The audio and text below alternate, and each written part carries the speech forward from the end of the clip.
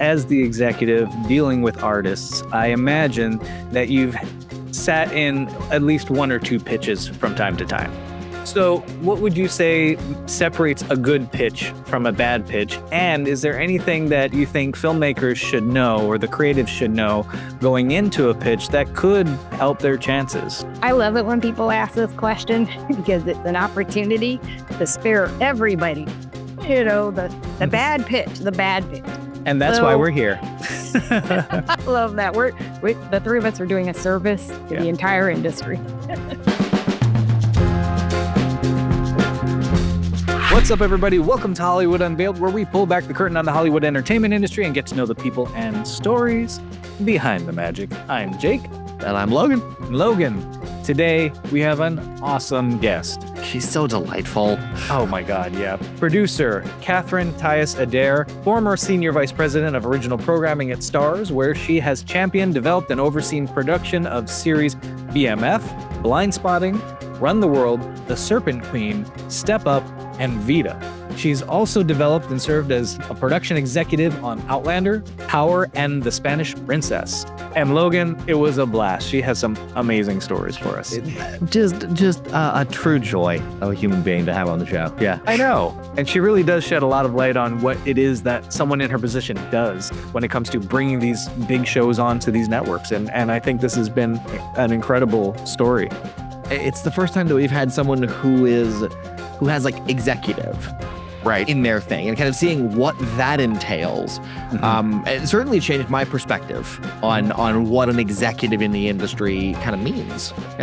Yeah, and really good insights for anybody who wants to be pitching their story to an executive in her position too. So, well, with that, Logan, how about we dive right in and find out what it takes to make one of these shows? Oh, let's.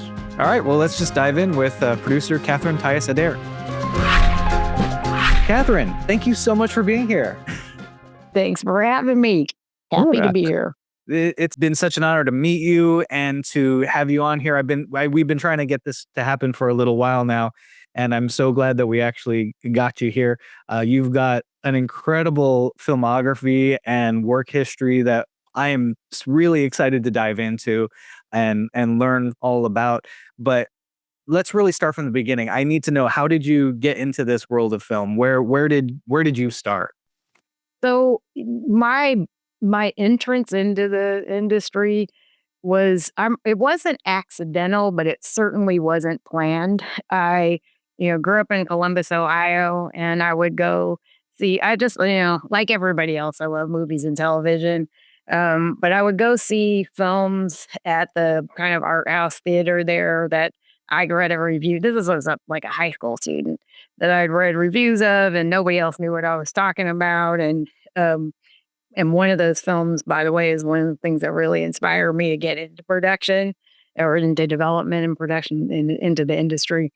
And I also ended up, because the world is so small and weird, working with the producers who made that movie. But that's really, where the interest began, was just going to see things that I was really interested and curious and, kind of dying to see when I go by myself, because nobody knew what I was talking about. And then when I was graduating college, like the last couple of years of college, I went to Ohio State. And the one thing I knew, apologies to Ohioans, but the one thing I knew was that I wanted to get out of Ohio. And the other thing I knew was that I really wanted to live in New York. And what I thought I would be doing was working as an ad copywriter. That was what had been my kind of dream for a long time. And I actually did that for a minute for a small ad agency. But one of the things that I would do during my breaks in college was go up to New York, stay up at my uncle's apartment, and I would set up all of these kind of networking interviews in advance with with advertising people, with magazines, because I also thought, well, maybe PR for a magazine would be fun. And a family friend, recommended to my mom she should interview at what was then the William Morris Agency, because she likes the sound of entertainment. So I did set up kind of informational interview with the HR person there. And then I don't know that I ever really thought about it again after that. And once I was living in New York and, had worked for the ad agency, um, I wasn't, I knew it was fun working in advertising, but I knew that that wasn't who I was. I wasn't someone who was going to write ad copy forever. It just wasn't the way I think and write. And I thought, I don't know what else to do. Maybe I'll go to law school. And I don't know what kind of lawyer I'd want to be. So probably entertainment. That'd be the thing that would interest me. So I got my LSAT book and I went back to William Morris to, apply for a job there and in business affairs. And I got a job there working for 2 BA attorneys, which they were lovely people. I was bored to tears with what happens in business affairs. And I thought, yeah, I don't want to be a lawyer and I don't want to, not even for entertainment law, but I loved what was going on in the rest of the agency. I loved hearing about the meetings, seeing the notes from, the different departments' meetings. And I just love the energy there. I love, and it's also, New York was pretty specific too, because it was theater and books and then whatever, movie stars and TV stars happen to live on the East Coast. And so just super interesting things happening there every single day. And I ended up getting a job as an assistant to the head of the television lit department. And this is where I really did start transitioning into what I was doing because I was, reading scripts for him and I volunteered to read for any agents that needed help. And they all, wanted someone to read for, whatever motion picture or TV material they had. And so I built those relationships and really got into reading the material and talking about it. And then my friends who had been working in, the different departments. So your network really comes from all those other assistants and agent trainees and stuff. And that's a lifelong network. And so one of my friends who was in the book and theater department for rights asked, at some point in my life, she asked, well, what is it you really want to do? And I said, I think maybe I want to produce. And she introduced me to the the small clique of people in New York at the time who were working for all the different production companies, chasing all the manuscripts to get the rights. And they would have deals with studios out here in LA. And that's how I got into the business. I ended up getting through those introductions. I ended up getting my first job in development with Alan Pakula's company. That's incredible. I want to stop right here for a second because you mentioned Alan Pakula. Legendary producer and director, but produced very famously To Kill a Mockingbird in the 60s. A story like that Yep. is not something that you would think would be, say, rubbing everybody the right way in certain respects too. As someone who used to work under him, who now champions diversity and fresh voices in the industry, how do you approach producing content that reflects these current social issues, but also aspires to be impactful, like To Kill a Mockingbird? Was he any influence on you and the decisions you make today?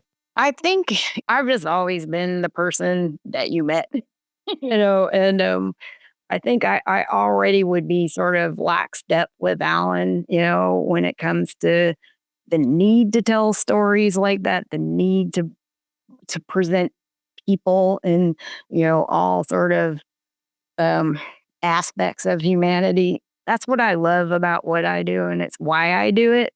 I also just have a really strong sense of right and wrong, and that we should all know the difference, and we should all stand strong, about what's right, and and kindness and caring about other human beings, and so.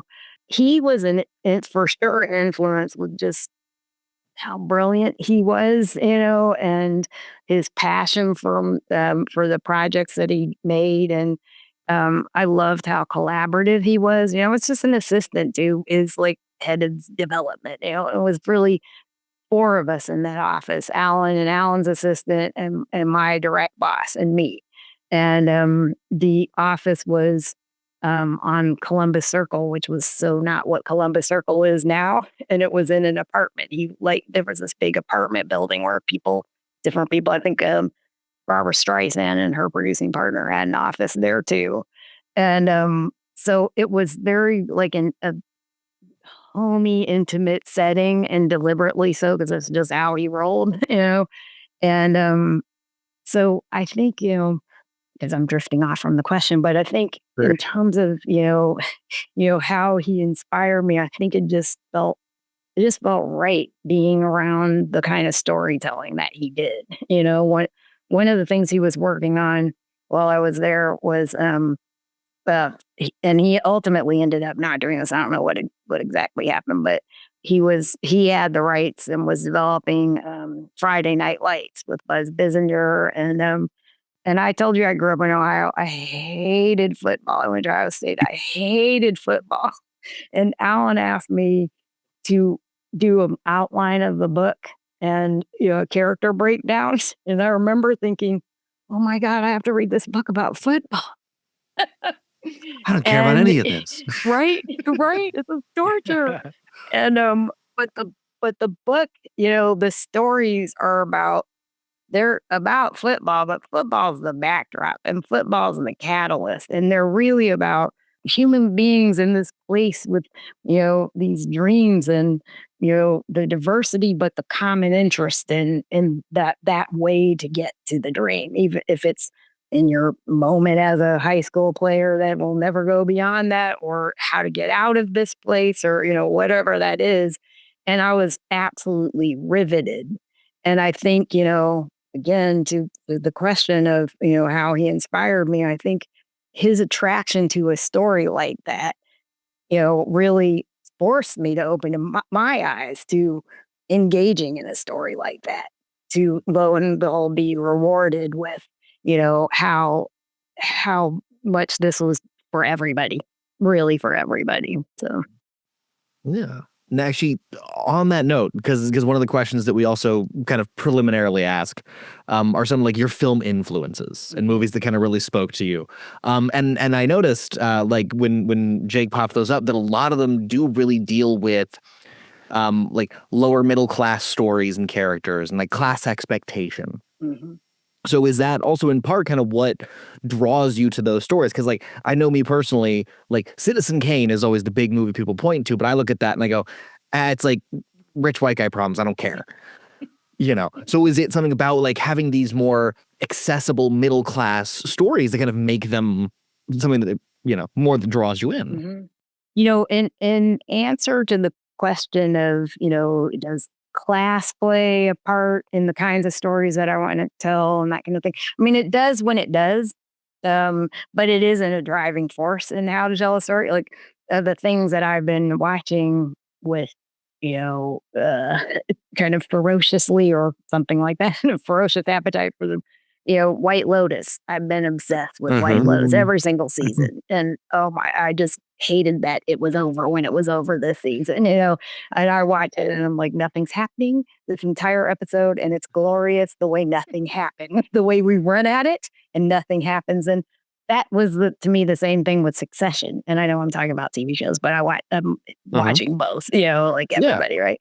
But those are, I have that same reaction you said you have, Logan, sometimes where I'm like, this is I don't care. I don't care about, and this is a time when it's, kind of not surprising that a lot of the world in this country might feel like, I really, there's no connection here between what you're talking about and what I'm living, and so I have no patience for that either. But when it gets into how people behave, that they're best at their worst, and what triggers them, and what, surprises us, with somebody who is a terrible person to do something kind, and someone who, in a moment where they had a choice to just be human, chooses to, make a kid take on the pressures of hitting a home run so that his family, who are the gardener and the housekeeper, might get that $1 million check. And then when the kid doesn't make it, like, oh, too bad. I'm thinking of that, Succession, stuff like that. So it's about the storytelling for sure. It's about the crafting of those characters, those people who, are just like they're all these unexpected layers, and they could be anywhere. They could be anywhere. But I think it really is asking those questions about just what makes people tick, Um, and so, I had mentioned that there was a movie that I saw when I was in high school that, I saw by myself at the Drexel Theater because I read the review and it sounded really good and I really wanted to see it. And nobody knew what I was talking about. And it was called Baby It's You. Mhm. And that was, a film that Amy Robinson and Griffin Dunn made. That was Rosanna Arquette playing, she's met Vincent Spano. Spano, thank you. Yeah. She's met him, during her last year, the end of high school, and they've had, a romance, and now she's off to Sarah Lawrence, and she's moving forward. She's ambitious. She's off to do what she's off to do, and he's staying in their town in like New Jersey or something. There hasn't been a plan to leave and do other things. And, and it's sort of about the heartbreak of, when that, relationship is tested and that relationship isn't just a coming of age thing. And it isn't just an imbalance of, someone liking someone more than the other person, but it also is a class thing, and, so in that way, I feel like that is a story that really does sort of speak to, well, and not class thing and also a leaving home thing. Like as someone who did leave home, and still has a number of really good friends back in my hometown, but I've had a whole life so much longer outside of my hometown. You don't go back and find it the same, and they don't find you the same either. And Yeah. so again, it's just I really feel like it's those kinds of themes are definitely interesting to me, always interesting to me. But I also think again, it's the human experience, and I always just want to take that ride. I want to talk a little bit about where you've been in recent years. Most recently, you were senior vice president, STARZ Original Programming, if I'm getting the whole title correct Yeah. there. Tell us a little bit about what that entails and maybe how you go about selecting shows and for the network. The role it's different at every sort of programmer. And I think executives at STARZ are really fortunate. I always felt really fortunate because if you want to be just completely immersed in the process of making a show, that's a place to do it. Mhm. We would consider the material that someone was presenting to make a series out of, and we'd champion it if it was something that seemed right for us. Champion it in-house, get it bought. And then we would work with the team that brought it to us to get a pilot script that got our higher ups excited to order another pilot, another script, and then hope that came in as a great, strong, obvious series, the momentum for that, and this was the usual process there. And I don't know exactly what goes on now after everything with the strikes and the changes and stuff, but we would then normally get a room ordered. And the showrunner, who's the head writer of the show, but so much more, they're overseeing so much more of the business of making a show. They would work with their staff of writers to break stories for each of the episodes of that season. And there are all these steps that they would turn in to us that, we would give them feedback on. So from giving us like an outlet, pretty rough outline of the episodes, to, then starting to turn in drafts and giving notes back on that. So once that's done, if the, network is excited about it, the show gets a green light. And, so it's my job, was my job to like get it to that point too. And so we'd get a green light, and then usually pre-production would start and the writing would continue. And now it's really about, getting all of those scripts turned in and giving all those notes on those scripts and getting into production. Then I would oversee the show on behalf of the network through the production process. And when I started there, we didn't have a studio really involved with all of our shows. Lionsgate had bought the company, but they weren't really that involved in the process. And then maybe a year or two into my time there, I had counterparts at Lionsgate that were working with me, and they were great. And so they would handle things like finding, helping find the writers for the staff when usually the showrunner knows who they want, but still, they would put together all of these lists of meetings and all of that stuff when we take the meetings together. But so kind of going back to the process of the show, has been staffed and it's getting written, and now we're done with pre-production, and in pre-production, we'd be involved in the, just approving, like hearing about and approving the heads of departments and all of that. And hiring the directors, of course. And so all of that process would happen, all of production would happen. And then I would oversee post-production. So all of the, sound, and, the mixes and then making sure we're staying on schedule with all of that, and working with throughout that process with business affairs and legal and with research and with our creative teams that would promote the show. Also, once the show was done, being involved with just, attending the events to promote it. It just is endless. The things that, were a part would kind of be under my purview. And that would be one show. At the same time, there were all the other shows that were in development, or all the pitches that we were hearing. There wasn't a vacation I took that didn't, involve me like watching rough cuts and giving notes during the vacation. And I didn't mind, because it was so much fun. I just love, there's nothing I love more than seeing it all come together. It just turned out this way, but I had a real range of shows too. So Jake, I had BMF, Black Mafia Family, which was one of 50's, passion projects. And that's a show that there'd been a pair of writers on it when I started working there who hadn't turned a draft in yet. They turned the draft in. It wasn't really so much about the brothers as it was about Detroit itself.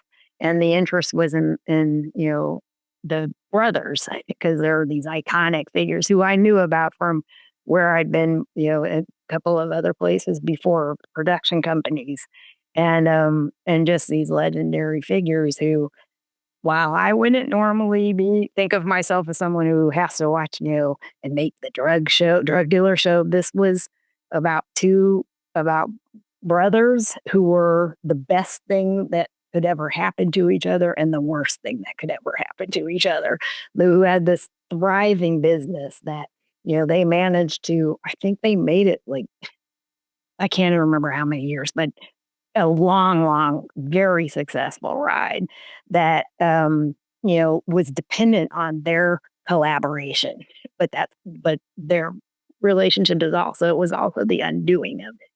So to me, that was just fascinating, really fascinating.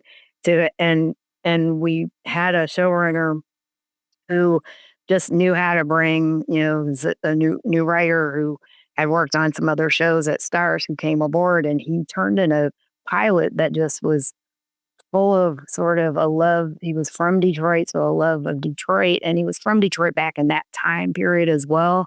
So a nostalgia, that just made it a different kind of show, So I had that project and Blindspotting, which was inspired by the movie and based on the movie, continuing some characters from Raphael and David and from the Calder's film. And then, which was its own really special journey and love story for the Bay Area, but also really looking at, you know, the justice system and the question of how much justice is a part of the justice system and really what happens to a family, that's been affected by it because one of their loved ones has been lost to it, for whatever amount of time. And I just, love making that show. And then, I have, had Run the World, which was, and I feel like it doesn't really do it justice, but it's an easy way to say it, a Black Sex in the City, sort of, these four best friends who are just, they're all different from each other, but there's a real sisterhood, a real I got your back. And they're all, just these fashionistas, in Harlem living their best lives, and that was a show that was one of the first with the pandemic, one of the first to go back into production in New York, which was interesting too, because first of all, we didn't have any cases of COVID, which was really a shout out to our showrunner and our producer, one producer on that show. And, but, we were working with crews in New York who had people had had loss, people had, had illness, and people were exhausted, and so there was a real determination to make sure that, the days made sense for everyone, that there wasn't too much being asked of everyone. And all of these experiences doing these very different shows that were so different from each other, Serpent Queen is another one that, we filmed in France. We filmed in all the chateaus where Catherine de Medici, and then somewhere she didn't live where gardens worked for, sort of, we needed a garden and this was where the best ones were to, put all of this together. And I think we even, for Chambord, I think we used some of another castle. We were able to sort of build out, the look of it, which it was just amazing. And it was amazing going and visiting that set too. And I'm going to interrupt you real quick because Yep. I can't even imagine doing productions of that scale at historical sites. So when I've seen the trailer to the Serpent Queen, and I'm just like, So that's good. amazing. Yeah, it really, that's what I was saying the whole time too. It just, I had such a diverse experience there in terms of kinds of shows, the cast, the storytelling, all of it that I was really, really fortunate, and but the thing that every one of these shows had in common, or things that they had in common, was really good people making them. Everyone's so creative and just, really about the project itself. And it just made it a delight, working on all these things. And, Step Up was another show. Lionsgate had done the first two seasons, and then our CEO, kind of pegged it as a show that would work well on STARZ. So I was overseeing doing that third season. And during the process of, our showrunner had gotten all of her scripts together. We were ready to go. And it was summertime, and Naya Rivera went missing. And, for about a week. And then they found her body, and it was just unthinkable, horrible experience with this cast that was so close to each other, so like a family. I didn't know them when this started, but I certainly knew this, from our showrunner. And just thinking, how do you, what do you do now? And the showrunner was, just really heartbroken herself and really taking care of her family for the show. And ultimately, together, they decided they would move forward and make that season in her honor. And it was an incredible season, story-wise, for her character. So there wasn't really a question of changing that. It was like, who do we find who will be themselves? You're not trying to be her, but be themselves and deliver, an exciting season that was also in the vein of what our CEO thought it could be, which was something that was, kind of power-esque kind of in that family. And at first you would think, well, Step Up, that's dance. But there was something going on with Neil's character, by the end of the second season that became, sort of a court story, but also, he's from the hood. He's, the whole idea behind the Step Up Academy is that he's helping people, get out and go on with their lives. But he's also got things that are still connecting him, whether he likes it or not. So it really did play into that. So it was fun to work on. But all of those shows happened at around the same time too, just coincidentally, that we had the scripts ready and we, and they all were in a place where we could get a green light. And, and all of this happened while we're starting to emerge from lockdown and be able to, put the masks on and, put those visor things on and go keep everybody off a set and people in the A zone and people in the B zone and all that. And hope and pray all day long that, that there isn't a case or a false case of COVID. But it was all at the same time. So I was sitting here in this house doing my job from, 8 o'clock in the morning till the wee hours the next day, and making all these shows. And then everybody else is sitting at home watching everything because what else could we do then, right? So it was a weird time. Good time for content, bad time for actually producing things. Exactly. How's it going, folks? Not to interrupt the great interview, but if you're enjoying what we're doing here, do the usual thing. Like, comment, subscribe, sound off. Tell us how you think we're doing here. And if there's stories like this you want to hear or people you want us to talk to, let us know in the comments, please.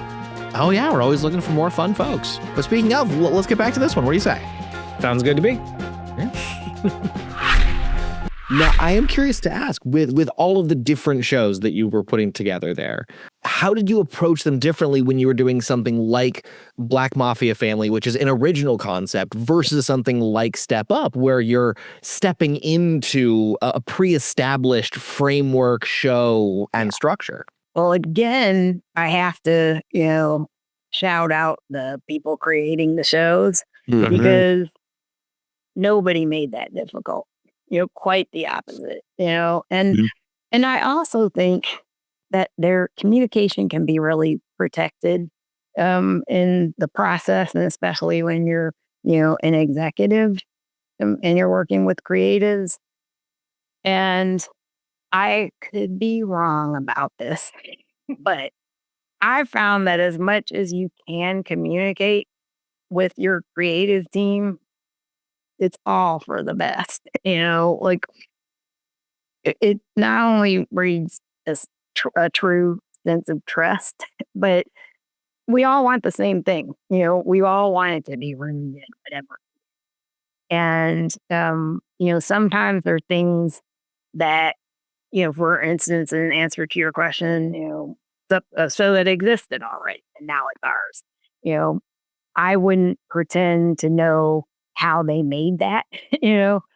What I can share is what our needs are, where I am. And that's really important too, because, in the world of like subscription services, you have an audience that you've studied the heck out of, who they are, and that they will decide to cancel the subscription if they're not satisfied with what you're delivering. So it's really important for the company to understand them, but it's also important for the creatives to understand too. And they wouldn't know that because they didn't make the show for that audience before, So having really good communication with them about who's going to be watching their show, hopefully everybody who was already watching it, and now this audience that is in this new place too. And I think, from the very start, we were having those kinds of conversations. But at the same time, you don't want to step on anybody's creative either. It's one of the things, when I started there, that I would hear there was a different CEO at the time, and he had come from HBO. He had overseen all the big shows that you think of when you think of, HBO, why it is HBO, and his point of view was always, we're not prescriptive. We bought a show because we really liked your vision for it and felt that it matched with our interest here. So when we give you notes, they're going to be notes to help advance that vision. And I couldn't agree with that more, but sometimes it's not realistic to think there won't be times when people don't see that point of view or like it, that point of view. And so again, if you've established a good sense of communication, which means, talking to each other and listening to each other, you can get to a place where everyone can be satisfied and happy. But it's also super important, and this is something that I learned, through the process. It's super important to remember it's a business too. If people aren't paying for what you got, you can't make what you got. And so it's hard for artists. It's hard for someone who loves artists like I do, and loves creative like I do. But the other thing that's hard for someone on my side of it, as an executive or as a producer, is, that waiting to see, will people go? Will they find it? Will they check it out? Will they like it? There's a lot of heartbreak involved. Well, I'm glad you brought this up, because as the executive dealing with artists, I imagine that you've sat in at least one or two pitches from time to time. So what would you say separates a good pitch from a bad pitch? And is there anything that you think filmmakers should know or the creatives should know going into a pitch that could help their chances? I love it when people ask this question because it's an opportunity to spare everybody, the bad pitch, And that's why we're here. I love that. We're the three of us are doing a service to the entire industry. So some of my questions might not be all that original, but they're important. So very important, very important. So there are different ways of looking at what a bad pitch would be. But one of the most important things to do is to know to pitch where it makes sense to pitch and to not pitch where it doesn't make sense to pitch. So, for instance, with STARZ, the programming is adult, for an adult audience. It's they're not pulling any punches. They're not hiding anything story-wise, what you see wise, what happens wise. It's one of the things I love too about being able to, support storytellers there. But don't bring a safe, certainly not a family thing. Don't bring like a coming of age, like, young, all the characters are, teenagers or sometimes even like early 20s. That would be too young. And so, and don't bring something that, wherever it is you're pitching it, they already have, or don't bring the mafia family drama, melodrama to HBO because they did Sopranos, and it's always going to be measured against that, so it's like really sussing it out, really thinking about where you're going to go and saying no if you know that if you've done your research and that this place makes zero sense, and maybe someone's encouraging you to take it there, but you're like, but they're never going to buy it. They're never going. They just had that show that was like this show that failed, So it's really, that's the first thing to do, is to think about that. The next thing I would say is leave people wanting to know more and asking you questions. Lead them with questions, not questions because you didn't tell enough or tell it right, but questions because they're on their seats wanting to know more about these people that are going to populate your series. And so often, pitches just go on and on, and I'm long-winded, so who am I to say? But they'll go on, and and people don't read the room. They don't see that, they're losing the audience, that they're turning in their seats and getting tired. And whoever they're pitching to, they already heard a pitch earlier and they've got two more and they've got, that meeting about one of those millions of things that I was telling you I would have to do, and so keep it, if it's a TV series you're pitching to 20 minutes or less. 20 minutes is a long time, and for Some me, days and 5 people, minutes is a long time. right. I think people have different preferences for how they respond to pitches, but for me, and I mentor all these writers programs and stuff, and I never know quite, like, a great one when you hear a great one, and that's every once in a while, but what makes sense for where you are, what you're looking for, what complements what you have.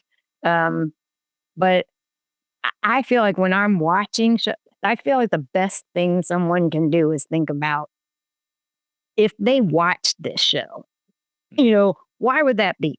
And that'll help answer what is the show, which they should absolutely understand before they start talking to anybody. Mhm. And the show isn't the pilot. The show is not the first episode. The show is the journey, through the seasons. And they'll have to know every single plot point, for the first season.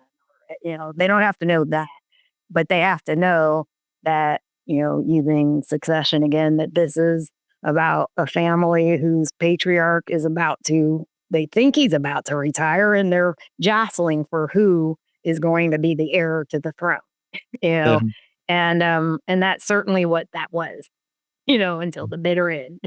And so that's how I think someone pitching a TV series should be thinking, is that it's a series. This is the ride I'm putting you on. This is why you're going to be interested.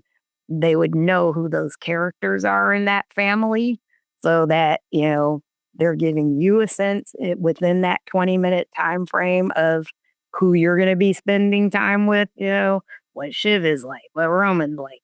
Forget everybody else's names, but so you get a sense of how these people will play off of each other, what surprising, confounding, heartbreaking things they might do. So I think by the end of that pitch, you should have a good sense of what you're going to be seeing, what you're going to be watching, and why you're going to want lots of it.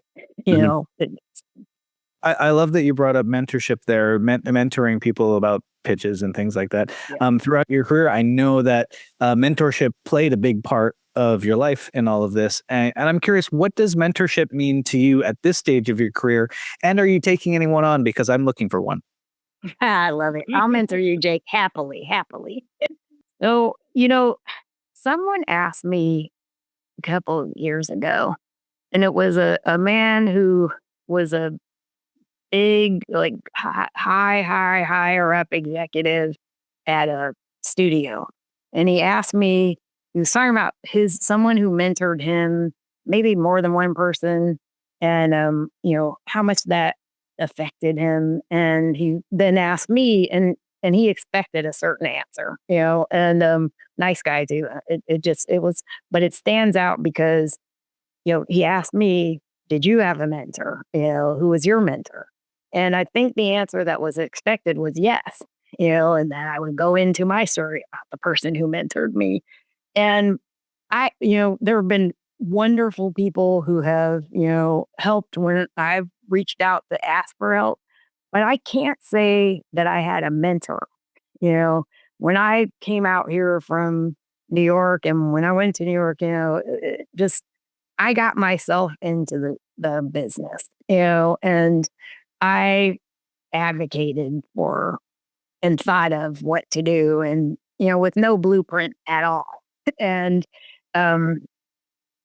it wasn't easy. And I don't even think, as a Black woman getting into this, that I didn't think that there were limitations, but I also think that I was naive about what I was, coming into, and about perceptions and biases. And so, I would run just as hard at the jobs that I'd hear about and jump through all the hoops and people would step up and put it because for the kinds of jobs that I do, or did when you're coming up, you have to have people make all the right calls to get you the interview. And then you have to have all the right people make all the calls after the interview. And you do the interview and then you read scripts and you do notes on the scripts. And it's a lot of work to get the work, and then you don't get the work, Mhm.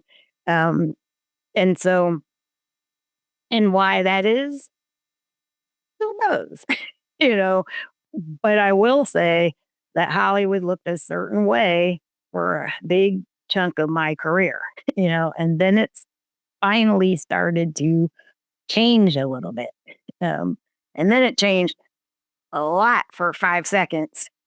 And then it seems to be sort of, I don't know, stagnating in a way, in Mhm. just this weird time that we're in. So I know so many people who had mentors and it made such a difference. It made such a difference. And so that's one of the reasons that I do it, and I'm, right now, I'm mentoring a program called Unlock Her Potential. I did it last year and I had one mentee. This year I have two mentees.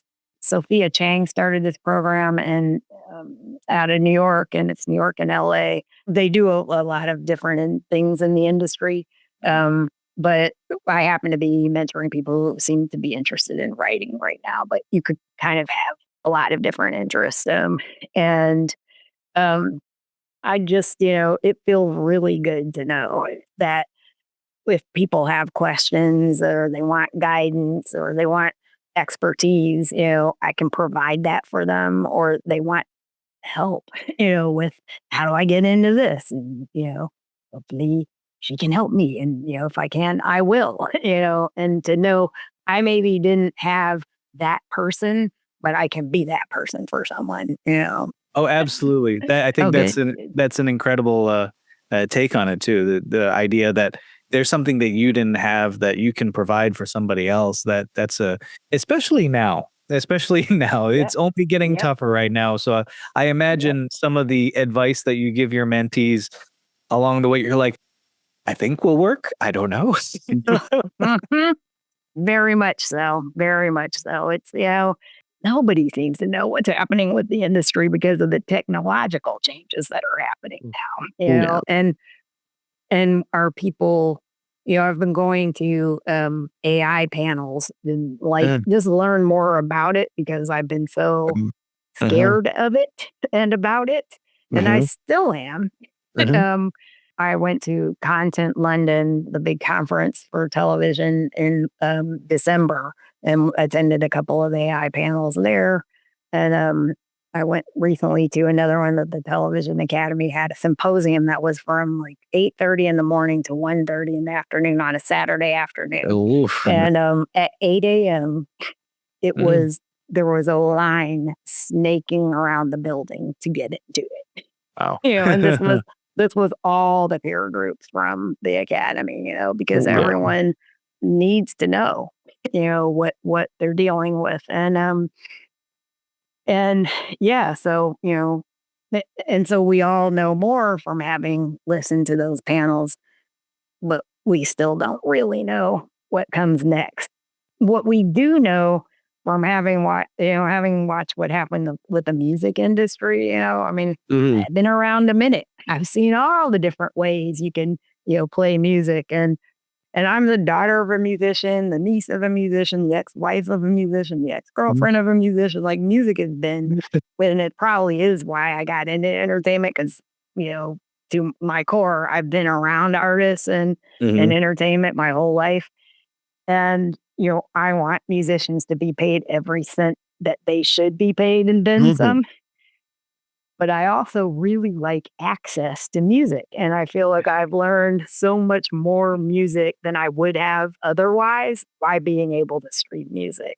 And I forgot who the guy is that started Spotify, but I remember seeing an article that an interview with him where he said ownership is great, but access is, really what everyone wants. And and I think, it could be argued people want both, but people definitely want access. And Yeah. that's just the way it is. I know the recording industry has tried everything they can think of to, to be able to sort of get their arms around it and not let it get away from them. But the reality is the consumer is going to dictate, the consumption. And so in our industry, I feel like we're at that moment too, where we have to understand what's happening with technology and we have to find our place in it, and make it whatever it is work for us but stay with it. Don't miss a step. Stay with it wherever the heck it's going. So I just want to circle back to something that you said at the beginning of that question, talking about how the media landscape at the moment has kind of hit this almost stagnant place. In this current landscape, are there particular themes or voices that you think are being overlooked and that you'd love to see more of on screen? That's a really good question. I can tell you what I don't even, it's more than a wish list. It's a manifestation list, I think. It's what I hope prevails, which is great storytelling from a specific voice and point of view with great characters. It's everything I always loved about, everything that I watch. And that is what I feel is in jeopardy right now. But I don't think that it will always be, because I think that's what everybody likes about things that they watch. I don't think people are going to accept being fed, content that's just, was it made cheaply, with a good profit margin, and, things were cheated here and there because they didn't really matter. And, people just go with that. I think people are going to be looking for things that are satisfying in the way they've always been satisfying. And that there's going to be sort of a balance too that happens where, kind of going back to AI for a second, where there's things you can do with it that can help make a project that wouldn't otherwise get made. But there's still, people are still going to say, I'm not watching that shit if it doesn't satisfy all the things that you want, and when people say that, that's money talking, and the industry has to recognize, and it has to conform to, what the people paying for it are saying they want, and so, look, I want to be able to keep watching and, going to the movies to see, or streaming, whatever it is, the things that I like. And it feels like there's a lot of sort of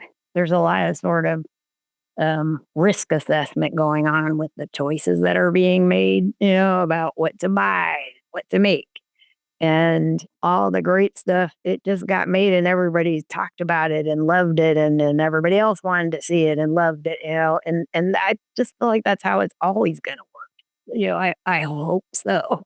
I hope, I'm really counting on, people, consumers, viewers, or to not settle for anything less than that.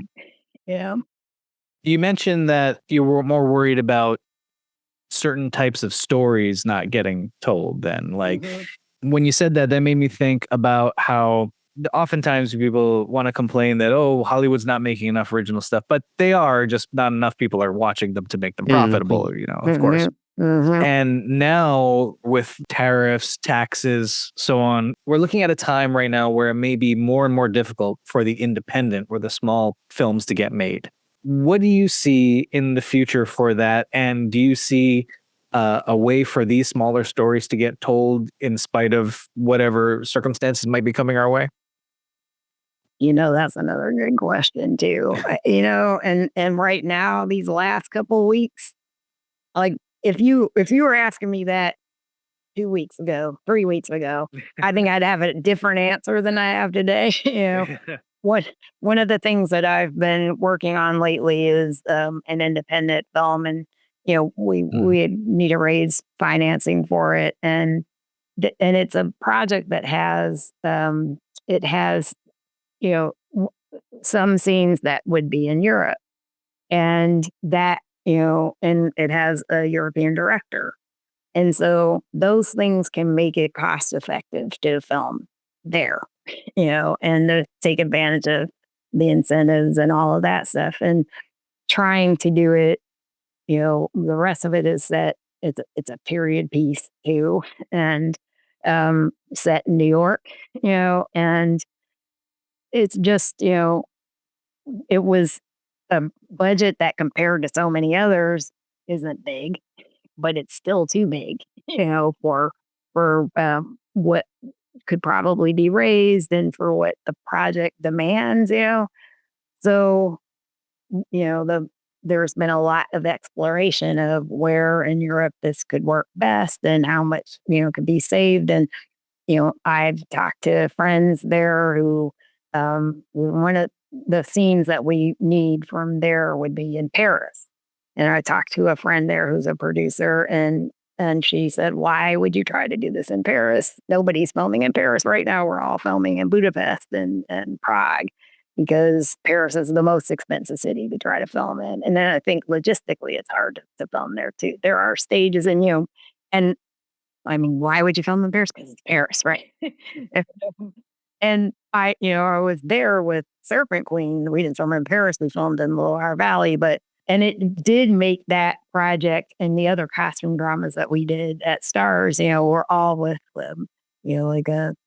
there was a co-production component of the other ones that was UK based. So it makes it affordable to do something that looks really expensive, but it was less expensive than you'd guess. But I think I've been feeling like people are talking about, and maybe this is me and wishful thinking, but it feels like people are talking about independent films more than they had been for a while. Maybe, yeah. Yeah. I mean, this year it feels like most of the bigger movies of the year have been kind of your smaller studio things, as opposed to A24 is on a streak for sure. Yeah, A24. Neon's been having a good run. Neon too. Like Neon. Yeah. Yep. Neon did Perfect Days, by the way. But both of those studios, I'm like, whatever they put out there, I want to see. But and then with this, the reality is, we stream a lot. We do. We watch a lot of our movies on our comfortable couches and our screens when we have the energy, and so I feel like I'm able to see an awful lot of stuff because of that. Also screens at a club that I belong to. But I saw a movie that I don't even know if I thought it was going straight to a streamer. I don't think it opened in a theater, and I really, really liked it a lot. And I actually started watching it again last night I think it's on Amazon now, which is Bill Murray and Naomi Watts' movie called The Friend, and it's so indie, indie. And I don't think Bill and Naomi knew each other until they did the movie but maybe they did that I did when I worked with Don Cheadle, which was St. Vincent, and but this was the two of them, and also Anne O'Dowd, who's also in St. Vincent. Bill's character, they're all academics, and Bill's character passes away. I spoiled it, but he passes away, and he has a Great Dane that he's bequeathed to Naomi's character. And Naomi has a rent-controlled apartment, rent-controlled doorman apartment in New York that doesn't allow dogs. Of course it doesn't. That's right. Yeah. Otherwise, there'd be no movie. Yeah, exactly. And and she also isn't a dog person. Like, it doesn't have. Of course, she's not really know what to do with them. Exactly. And she doesn't want this dog. And this dog is grieving the loss of Bill's character, and it's just really it probably is predictable in its ways, but you kind of don't care because it's so No. beautiful. It's so beautiful and moving and again, so indie, and I don't know yet because I think they just put it on there. So I don't know if people are going to find it or finding it, but I just feel like there are opportunities that there didn't used to be for independent films to live, that find an audience, to have a life, to get seen, later. I keep hearing about St. Vincent and how, people have watched it over the years and it's, how much they love it and stuff. And it wasn't, they were watching it, when we opened it, but it's just, there's just so much more of a life that a movie can have now than all of them, but indies for sure too. Yeah. Yeah, there's a lot more little homes that you can find for those indie pictures, whether it's, a Tubi or heck, even just the library giving you access to be able to watch it. Yeah. Now, I do want to circle back as well, because we were talking about mentorship and kind of, for lack of a better word, cultivating the crop of new talent, as it were. What are some things that you now make a point of telling the young executives that you wish someone had told you when you were starting out? To invest. That's fair. Yep. But not in films, right? No. Not in films. Nope. Invest and diversify and Diversify. that's Yeah. It's what it honestly that is. It's what I tell everybody, that when you don't have, a mortgage to pay and tuition to pay and car payments and on and on and on. When that income that seems like nothing, it is nothing in the beginning, is coming in, like make sure you're using it to build a way to survive, so that the work that you do, you're doing because you want to do it, and if you're in a situation that's horrible, and in our business, it's easy to find one of those, there are a lot of personalities and you can say bye, because your rent's paid for whatever amount of time, because, what's supporting you isn't this job. What's supporting you is that thing that you wisely, started building back then. I wish I could go tell myself that, back in the day, to maybe have one less lunch at Bergdorf and buy one less clothing item or, whatever it was I was doing in New York when I was like, I'm not ever going to own a house. I'm not ever going to have a car, all of that stuff, So that's what I tell people. Yeah, if the last thing you need to worry about is where your rent is coming from, then you can be your most creative. You can do all these things that you want to do. Yeah. That's right. That is. Go ahead. No, I was just going to say, we all do this because we love this, and that's a great thing to be like. What better thing to do with your life, than work that you love, because to me, it isn't work. It's a gift to be able to do the things that I do. And all of the pieces are a part of putting that together. But, I do it and I want to do it till I drop dead because I love it, but I also have bills to pay. And for a lot of people, this industry is hard to love sometimes because it is one of those industries that is actively trying to get you to quit. Yep. It's so true. I appreciate that advice. You put your money away, make it somewhere else so you can do it. You do what you want here even, Exactly. And I'd add to that, keep your credit rate high. Ooh, yeah. There you go. Yeah. Oh, and then I'd add to that, if it's someone who's like still in college, don't take those credit cards. Oh, yeah. Say no, rip it up, throw it out, wait until you have an income and know what that is all about. And let's not even start on student loans here right now, these days especially. Oh, my goodness. I know.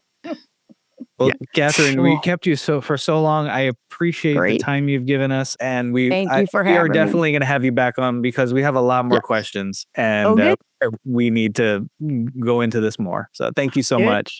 Thank you. I look forward to talking with you again. Oh, thank you, Logan. That was awesome.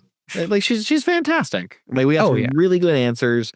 And like I said at the beginning, I was surprised with executives at how much they're kind of shepherding a project through the entire way. I was not expecting that level of hands-on involvement with an exec. Yeah, and if they're not, say, the showrunner, you don't necessarily even know about them. And it's awesome to hear the voice and the perspective behind that position. But Logan, why don't you tell the people where they can find you? I'm findable. You can find me on my various social medias, like Instagram and Letterboxd, Film Guy 1989, and Twitter at Film Guy 89, or you can find me on the Scare Me Twice podcast, where we go into every horror franchise entry by entry. Currently, we are right in the middle of our kind of big summer, stuff. We got a lot of recent releases. And trying to make sure we're up to date on those. But we're doing some fun stuff. How about you, Jake? Where can the people find you? Oh, you can find me on my website, vfx2go.com, and on all the socials at vfx2go. Where you can also find my new book, Shooting for VFX, your on-set guide to saving money in post-production for all you independent filmmakers out there who might have a little bit of visual effects in your film. You might need to know a few things so you don't end up spending way too much in post, but that's my shameless plug of the day. Logan, did you know that we also have a website? I was going to say, yeah, you can find stuff there too. Yeah, at HollywoodUnveiled.com. One of these days we'll figure out how to seamlessly transition out of that and into an ending. Yeah, but not today. No, definitely not. Bye. Bye.